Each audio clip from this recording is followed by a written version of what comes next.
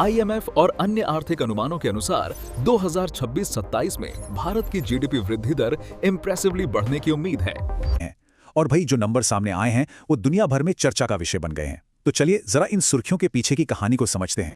तो सबसे पहले वो बड़ा वाला नंबर जिस पर सबकी नजर है, 7.3%। जी हां, यह है वित्त वर्ष 2026 के लिए आईएमएफ का भारत की जीडीपी ग्रोथ का नया अनुमान। और इस आंकड़े के साथ भारत दुनिया की सबसे तेजी से बढ़ने वाली बड़ी अर्थव्यवस्थाओं में से एक बन गया है। अब देखिए, ये कोई मामूली फेरबदल नहीं है। आईएमएफ ने कुछ ही महीनों के अंदर अपने पुराने अनुमान, जो कि 6.6% था, उसे बढ़ाकर सीधा 7.3% कर दिया है। मतलब ये एक बहुत बड़ा अपग्रेड है, जो दिखाता है कि भारतीय अर्थव्यवस्था में कितनी जबरदस्त गति बनी हुई है। तो सवाल ये है कि इस जबरदस्त उम्मीद के पीछे आखिर वजह क्या है। आइए इस वर्ल्ड लीडिंग फोरकास्ट को थोड़ा और गहराई से समझते हैं कि आखिर आईएमएफ इतना कॉन्फिडेंट क्यों है। अच्छा, तो आईएमएफ ने इसके पीछे कई बड़े कारण बताए हैं। एक तो तीसरी तिमाही में जीडीपी ग्रोथ 8.2% रही, जो उम्मीद से कहीं बेहतर थी। और ये जो तेजी है, ये चौथी तिमाही में भी बनी रही। ऊपर से देश के अंदर डिमांड बहुत मजबूत है, लोग खर्च कर रहे हैं, कंपनियां निवेश कर रही हैं, और तो और महंगाई भी अब धीरे धीरे काबू में आ रही है। तो इन सब चीजों ने मिलकर इस अपग्रेड की नींव रखी है। अब जरा इस स्लाइड को देखिए, इससे पूरी तस्वीर साफ हो जाती है। जहां भारत की ग्रोथ 7.5% पर है, वहीं चीन 4.5% पर, अमेरिका 2.4% पर, और पूरी दुनिया का औसत तो सिर्फ 3.3% है। मतलब ये साफ है कि भारत ग्लोबल ग्रोथ के लिए एक बहुत जरूरी इंजन बनने जा रहा है। तो चलिए अब थोड़ा और अंदर चलते हैं और देखते हैं कि भारत के वो कौन से घरेलू फैक्टर्स हैं, वो कौन सी ताकतें हैं जो इस तेजी को हवा दे रही हैं। देखिए, इस ग्रोथ के कई मजबूत पिलर हैं।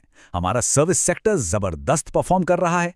सरकार भी इंफ्रास्ट्रक्चर पे लगातार पैसा खर्च कर रही है। जीएसटी और फ्री ट्रेड एग्रीमेंट्स जैसे जो बड़े रिफॉर्म्स हुए हैं, उनका भी असर दिख रहा है। और हाँ, महंगाई का काम होना और टैक्स में थोड़ी राहत मिलने की उम्मीद से भी खपत को बढ़ावा मिल रहा है, जिससे ग्रोथ को और रफ्तार मिल रही है। लेकिन क्या सब कुछ इतना ही अच्छा है? क्या ये तेज रफ्तार हमेशा बनी रहेगी? अब कहानी का दूसरा पहलू देखते हैं और उन चुनौतियों पर नजर डालते हैं जो शायद सामने खड़ी हैं। और दिलचस्प बात तो ये है कि आईएमएफ खुद ही कह रहा है कि आने वाले साल में रफ्तार थोड़ी धीमी पड़ सकती है। उनका ही अनुमान है कि वित्त वर्ष 2027 में ग्रोथ 7.3% से घटकर 6.4% पर आ सकती है। ऐसा इसलिए क्योंकि कुछ जो टेम्पररी फैक्टर्स थे, उनका असर धीरे धीरे खत्म हो जाएगा। और देखिए, भविष्य में ग्रोथ को धीमा करने वाली कई चुनौतियां हैं, जैसे कि रुपए का कमजोर होना, दुनिया भर में व्यापार की सुस्ती, और सबसे बड़ी चिंता विदेशी निवेश यानी एफडीआई में आई भारी गिरावट। इसके अलावा 2026 के मध्य से अल नीनो का खतरा भी है, जो हमारे मॉनसून पर असर डाल सकता है, और अस्थायी फैक्टर्स का असर भी कम हो रहा है। विदेशी निवेश की चुनौती कितनी बड़ी है, वो इस स्लाइड से बिल्कुल साफ हो जाता है। आंकड़े वाकई चौंकाने वाले हैं। सोचिए, नेट एफडीआई जो 2021-22 में $44 बिलियन था, वो 2024-25 में घटकर सिर्फ $0.5 बिलियन रह गया। इतना ही नहीं, विदेशी पोर्टफोलियो निवेशकों ने भी 2025 में करीब $18 बिलियन बाजार से निकाले हैं। ये वाकई एक गंभीर बात है। चलिए अब इन बड़े बड़े आंकड़ों से थोड़ा अटकर बात करते हैं कि इस ग्रोथ का आम लोगों पर, उनकी जिंदगी पर क्या असर पड़ रहा है। पब्लिक में इसको लेकर क्या बहस चल रही है। तो देखिए, सोशल मीडिया पर अक्सर एक सवाल उठता है, जैसा कि एक रेडिट यूजर ने लिखा, क्या इससे एक आम भारतीय को कोई फर्क पड़ता है? जीवन की गुणवत्ता तो वही रहेगी। एक बहुत जरूरी सवाल है कि क्या जीडीपी के ये नंबर वाकई आम इंसान की जिंदगी में कोई बदलाव ला रहे हैं? लेकिन फिर कहानी का दूसरा पहलू भी है। एक और यूजर अपना अनुभव बताते हैं, ग्रामीण असम में इस सरकार के तहत हमारे जीवन में बहुत सुधार हुआ है। अब हमारे पास काम और भ्रष्टाचार दोनों एक साथ हैं।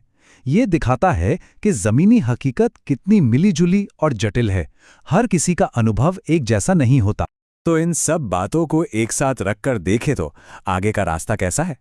सच तो ये है कि ये रास्ता अनिश्चितताओं से भी भरा है और मौकों से भी। और यहाँ एक बहुत ही जरूरी बात है जिसके बारे में जानना चाहिए, वो है डेटा की विश्वसनीयता।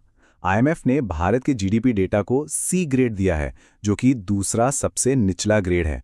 अब उम्मीद है कि जल्द ही एक नया डेटा सेट आएगा जिसका बेस ईयर 2022-23 होगा, और जब वो आएगा तो हो सकता है कि ये सारे अनुमान फिर से बदल जाएं। तो ये अनिश्चितता का एक और लेवल है।